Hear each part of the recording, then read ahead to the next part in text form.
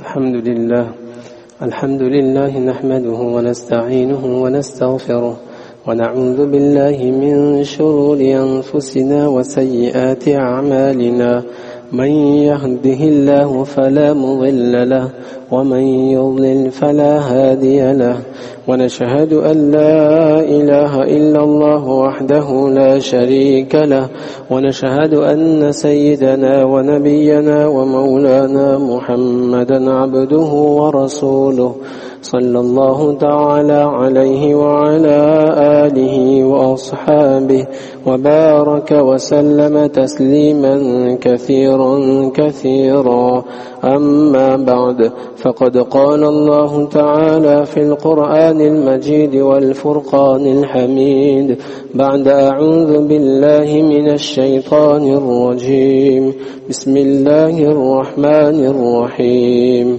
إن الذين قالوا ربنا الله ثم استقاموا تتنزل عليهم الملائكة ألا تخافوا ولا تحزنوا وأبشروا بالجنة التي كنتم توعدون وقال تعالى إن الذين قالوا ربنا الله ثم استقاموا فلا خوف عليهم ولا هم يحزنون صدق الله مولانا العظيم وصدق رسوله النبي الكريم ونحن على ذلك لمن الشاهدين والشاكرين والحمد لله رب العالمين.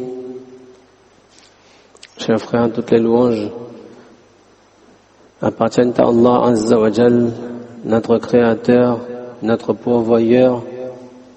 Allah Azza wa Jal qui nous accorde une fois de plus l'opportunité de cette salat de Jumu'ah. Nous sommes dans ce mois de Shawwal. Allah Azza wa Jal nous a facilité le mois de Ramadan et il est toujours d'usage et il est toujours profitable de rappeler, lorsque le mois de Ramadan se termine, de rappeler le devoir que chacun de nous avons de la constance, de ce qu'on appelle al-istiqama. Nous savons que le mois de Ramadan était une période plus propice à notre adoration, à nos actes de salat, de qiyam, de saum, de sadaqa, etc. Il y a une certaine ferveur générale, on se sent porté par une bi'a, un certain jaw, un certain mahol, un certain environnement qui nous porte donc vers ces adorations de manière plus naturelle, de manière plus aisée. Et évidemment, lorsque cette période se termine, eh bien on ressent, chacun de nous, parce que nous sommes êtres humains et avec nos limites, on sent et on ressent un certain changement. Mais malgré ce changement que l'on peut ressentir de manière tout à fait évidente, parce que le mois béni n'est plus là, il n'y a plus entre guillemets cette magie du Ramadan, mais pour autant, eh bien le serviteur, il a le devoir de toujours rester concentré et de continuer à faire eh bien ce qu'il a l'habitude de faire en vue du plaisir et de l'agrément d'Allah Azza wa Jal. Que le mois de Ramadan, il se termine, mais le salawat al-khamsa, eh bien, elle reste une obligation pour tout croyant et pour toute croyante. Que tout comme nous avons été proches de ce Coran durant le mois de Ramadan, eh bien, lorsque le mois de Ramadan se termine, le croyant et la croyante, celui et celle qui veut réellement continuer à cheminer vers Allah Azza wa Jal, eh bien, il ne peut pas se détacher du Coran. Il ne peut pas se suffire de sa relation avec le Coran pendant Ramadan. Il ne peut pas se dire que j'ai fait un khatmul Coran, maintenant je verrai l'année prochaine. Les 11 mois, qu'est-ce qu'on va en faire? Est-ce qu'on va les laisser passer dans la rafla? Est-ce que maintenant le temps que j'estimais, je considérais à sa juste valeur pendant Ramadan, eh bien, est-ce que ce temps maintenant je peux me permettre de le laisser partir en fumée, de le dilapider et d'être insouciant quant à la gestion de mon temps? Donc finalement, le croyant, il est là et il reste concentré dans ses obligations. Donc chacun de nous, on a ce devoir, après ce mois de Ramadan, eh bien de continuer à accomplir. Les actes obligatoires, ça ne se discute pas. Ça ne se discute pas. Les 5 salats quotidiennes, ça ne se discute pas. Le halal d'Allah reste le halal et le haram d'Allah reste le haram.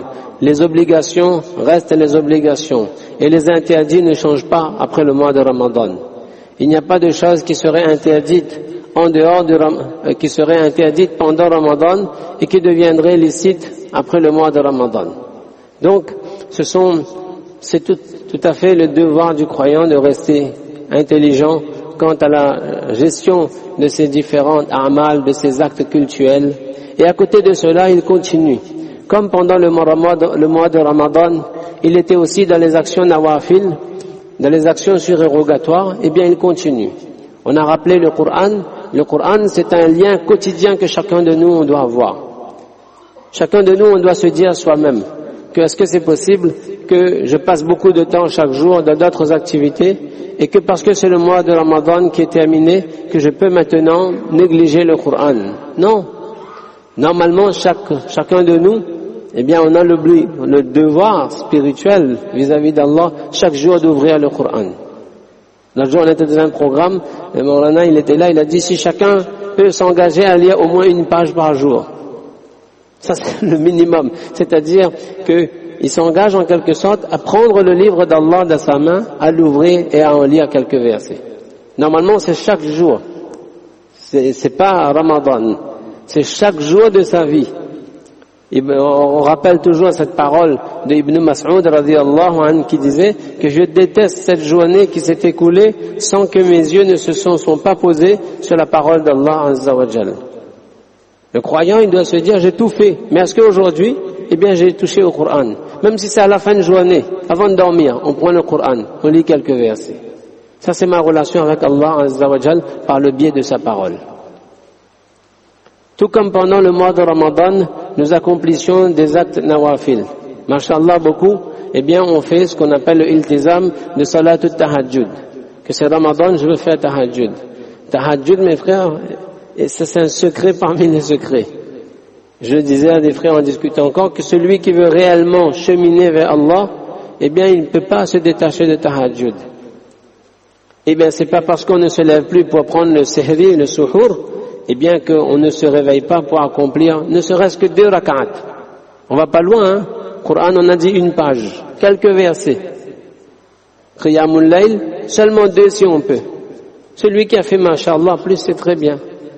J'ai rencontré une dame qui disait Masha'Allah, tous les matins à 4 heures, moi je suis réveillé. Ramadan est fini, mais mon réveil, il est toujours à 4 heures du matin. Quand on sait que Subh Sadiq, c'est après 5 heures, Masha'Allah, plus d'1 heure, à accomplir les salawat, à accomplir tahajjud. Elle disait, je fais 6 rak'at de tahajjud, je lis le Coran, je fais le dhikr, je fais le dua. Moment, voilà, exceptionnel. C'est ces instants-là qui précèdent le subh sadiq, qui précèdent la salat de Fajr. Et tout serviteur, il a le devoir de ne pas laisser passer ces occasions-là. Tout comme pendant le mois de Ramadan, on a fait attention à notre utilisation du temps des écrans, du temps des choses extra, eh bien on continue, Inch'Allah. C'est sûr que ça ne pourra jamais être comme Ramadan, mais on peut continuer à faire l'effort. 2 rak'at. Et en plus, nous le savons, et Allah a voulu que là le mois de Ramadan se termine et on ressent un peu la fraîcheur de l'hiver. Hein. Les nuits, eh bien elles sont en train de se prolonger, de s'allonger. Les journées, elles sont en train de se raccourcir. La salat de Maghrib de plus en plus tôt, la salat de Isha de plus en plus tôt, la salat de Fajr de plus en plus tard, le lever du soleil de plus en plus tard. Hadrat Omar radiyallahu anhu, il avait l'habitude de dire Ash-shita'u ghanimatul 'abidin. Il dit que l'hiver, ça c'est le butin des adorateurs d'Allah. C'est-à-dire que les hommes et les serviteurs et les servantes qui veulent se rapprocher d'Allah, quand arrive l'hiver, eh bien c'est un moment de joie exceptionnel. Ibn Mas'ud radiyallahu anhu, il disait marhaban bishita. Il souhaitait la bienvenue à l'hiver. Il disait oh hiver, bienvenue à toi. Pourquoi? c'est un cadeau qu'Allah il nous fait durant ces journées et ces nuits de cette saison d'hiver. Omar radiyallahu anhu, il nous encourageait, il disait que l'hiver, eh bien les nuits sont courtes pour qu'on puisse faire le qiyamul layl et prier Allah. Soubaï Sadiq, actuellement c'est presque 5h30. Si quelqu'un, Inch'Allah, il gère son temps, il dort pas trop tard, même en se réveillant à 5h du matin, il a une nuit complète de sommeil et il a encore du temps pour accomplir son tahajjud, lire le Coran et faire le dhikr, sans trop se fatiguer. Les nuits sont longues pour pouvoir y prier et les journées, elles sont courtes pour pouvoir y jeûner. Celui qui veut jeûner, eh bien c'est le moment idéal. Celui qui a des qadha, il a des jeûnes à rattraper, c'est le moment idéal. Le suhour il est tard, le ftour il est très tôt. Alhamdulillah.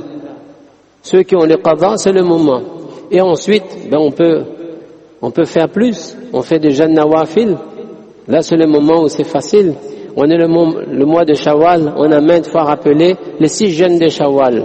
Masha'Allah, il y a des frères qui ont déjà fini les 6 jeûnes de Shawwal. Ceux qui n'ont pas encore fait, qui n'ont pas pu encore faire, on a encore 2 semaines, on a encore plus que ça encore, durant lesquelles on peut accomplir les 6 jeûnes de Shawwal. 6 jeûnes nawafil, facile. Vous avez vu Ramadan, comment c'était facile? On ressentait pratiquement pas le jeûne toute la journée. Et là, ça va être encore, Inch'Allah, plus facile. Des journées courtes et très facilement, en accomplissant ces 6 jeûnes du mois de Shawwal, sans qu'ils soient forcément successifs et consécutifs, on peut sauter des jours, etc. Du moment qu'on a jeûné pendant ces 6 jeûnes de Shawwal, et on aura la récompense d'avoir jeûné toute l'année.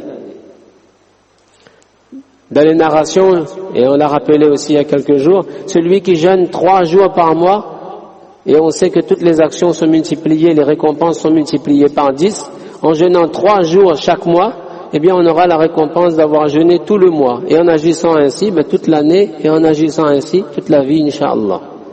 Allah, il est généreux. Petite action, grande récompense. 3 jours de jeûne.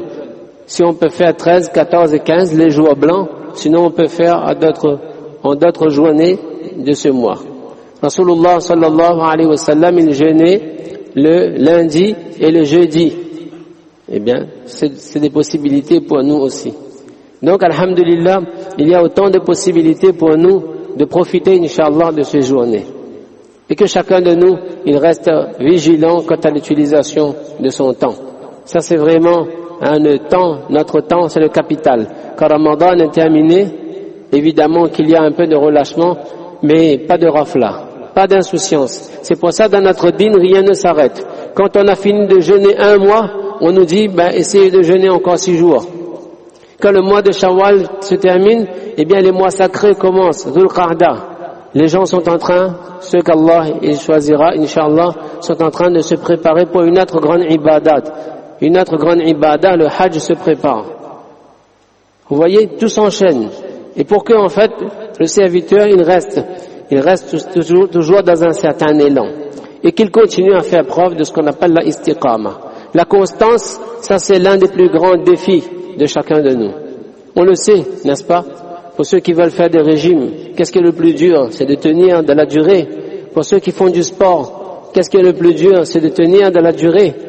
J'aime plaisanter à chaque fois en disant, tout d'un coup on a envie de faire, on va acheter toute la panoplie, celui qui se met à faire de la muscu, alors il va vite acheter tout le matériel, la panoplie parfaite pour, le sportif, celui qui veut faire du tennis, chacun, et puis, 1 semaine, 2 semaines, 3 semaines, super motivé, et puis hop, disparition, on n'en voit plus. Qu'est-ce qui s'est passé?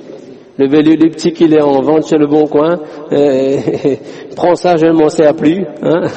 Pourquoi? Parce que le défi de chacun de nous, c'est la constance. C'est d'arriver à tenir dans la durée. C'est le frère qui dit, je vais faire régime, je commence lundi, mais il n'a pas dit quel lundi.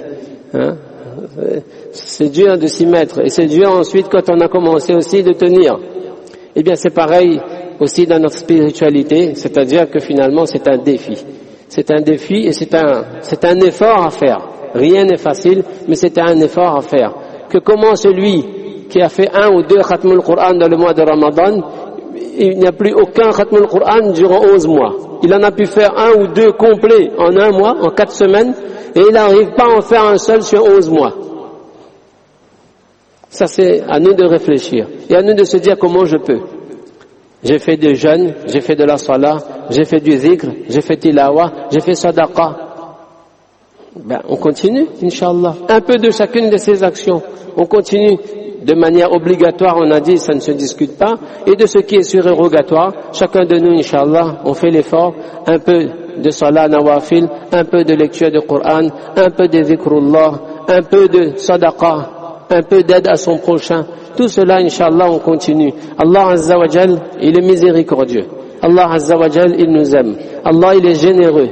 Il accepte peu et il donne beaucoup. Qu'Allah Azza wa Jal nous permette de profiter, Inch'Allah, de ces jours, encore d'hiver qui arrivent, de profiter. Et en ce moment, la salat de Fajr est à 6 heures, mes frères. 6 heures. Le monde, il a déjà démarré. Et les voitures sont en train de rouler sur les routes depuis 4 heures du matin. Et si à 6 heures, le croyant, il n'arrive pas à se mettre debout dans les rangs des fidèles, parce que c'est encore trop tôt pour lui, après, on n'a pas de solution. Il n'y a pas de solution. Je vous l'avais dit et je termine là-dessus.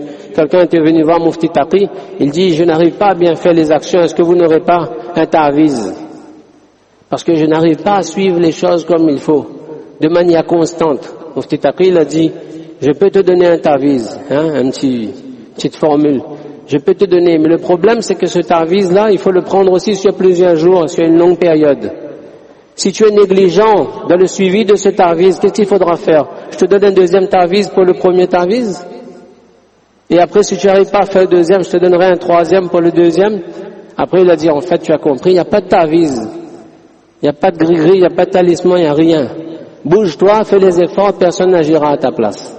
Qu'Allah Azza wa Jal nous accorde la constance après ce mois de Ramadan et qu'il nous permette, Inch'Allah, de continuer à avancer vers Allah Azza wa Jal. La vie elle est courte, notre retour à Allah il est proche. Qu'Allah nous accorde la constance, la istiqama. Fajazakumullahu khaira wa akhiru da'wana alhamdulillahi rabbil alamin.